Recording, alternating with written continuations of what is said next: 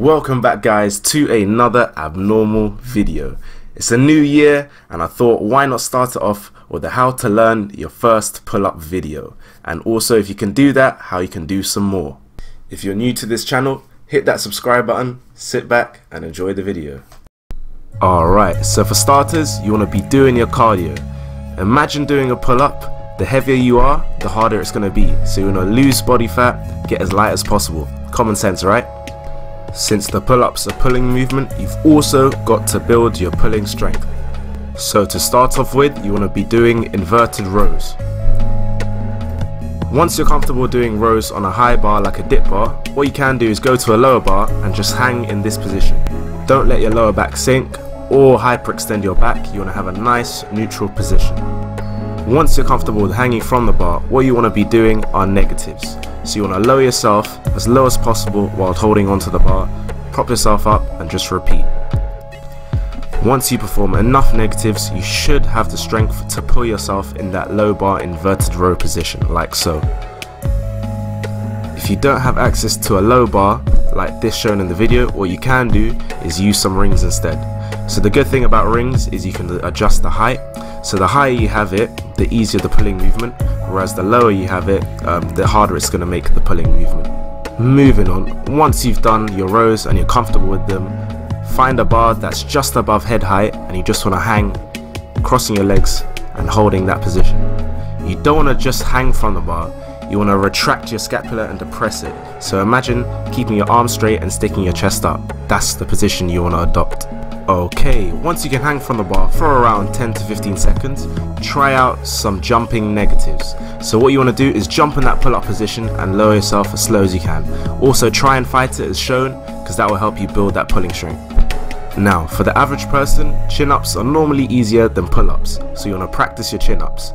So what you want to do are jumping negatives. Also you can do chin-ups that go halfway and then go back up, and you just want to repeat that. You want to also try and fight it and come down as shown.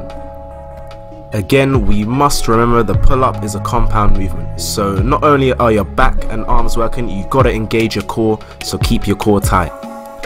You can also learn the pull-up using resistance bands. In this example, I'm just using one green band, but there's many different bands with different resistances, so all you got to do is just place it simply under your knee and perform the pull-up. As it gets easier, you can use a lighter resistance band, and this will mean that it will help you less and less until eventually you perform the pull-up by yourself.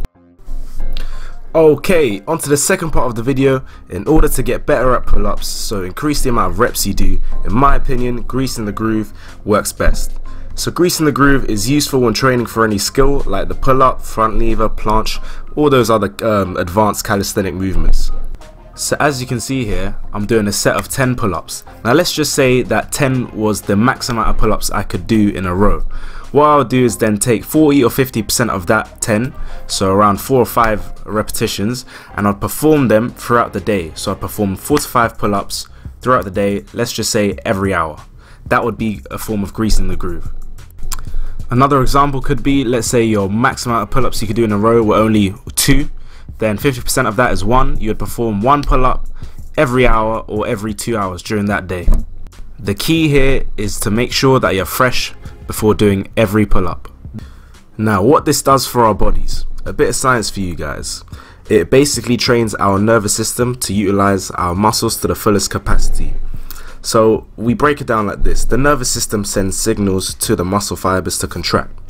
The more frequently we do the pull-ups, the signals become more efficient and therefore faster and faster and faster, and because they're becoming so fast, this then generates a greater pulling force of that muscle. It's a way of building the muscle firing pattern. So we aren't training to failure, we're just doing many pull-ups throughout the day, and this trains our nervous system to be more efficient in contracting those muscles. So as you can see here, I've got a little pull-up bar set up at home. You can get one in your office. There's no excuses. If you really want it, you'll find a way.